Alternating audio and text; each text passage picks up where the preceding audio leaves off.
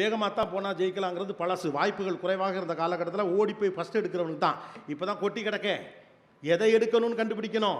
எதையாவது எடுப்பது அறிவல்ல, எதை எடுப்பது என்று தெளிவது தான் அறிவு. எதை எடுப்பது என்று தெளிவது தான் அறிவு.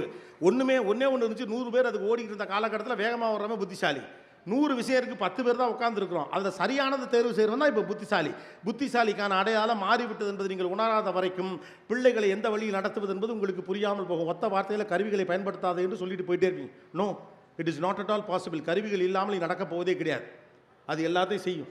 எல்லாத்தையும் இப்படி தான் பண்ணிட்டு இருக்கு. வீட்டுக்கு நடுவில் ஏதாவது ஒரு எலக்ட்ரானிக் டிவைஸை வச்சுருக்காங்க. தலைக்கு மேலே கிளாக் இருக்குது. நீங்கள் இந்த பிள்ளைகிட்ட அப்படி உட்காந்துருக்குன்னு வச்சுங்களேன், உள்ளே போயிட்டு தம்பி மணி என்னன்னு கேளுங்க. Alexa what is the time now அப்படின்னு அதுட்டு தான் கேட்குறேன். அது கரெக்டாக சொல்லு. ஏன்ப்பா தலைக்கு மேலே தான் நான் எதுக்குடா நிமிந்து அதை பார்த்து டயத்தை வேஸ்ட் பண்ணாமல் என்ன பண்ண போகிறீங்க? சும்மா தான் இருப்போம். அப்புறம் என்ன பார்த்து சொன்னேன்னா அது பழக்கம் இல்லை. அப்போ மனிதனுடைய எம்பத்தி இஸ் த பிக்கஸ்ட் ப்ராப்ளம். இது அவர்களுடைய குறை என்று நான் சொல்லவில்லை. மாறி இருக்கக்கூடிய வாழ்க்கை முறைக்கு ஏற்றார் போன்ற அறிவுரைகளை நீங்கள் அவர்கள் சொல்லணும்.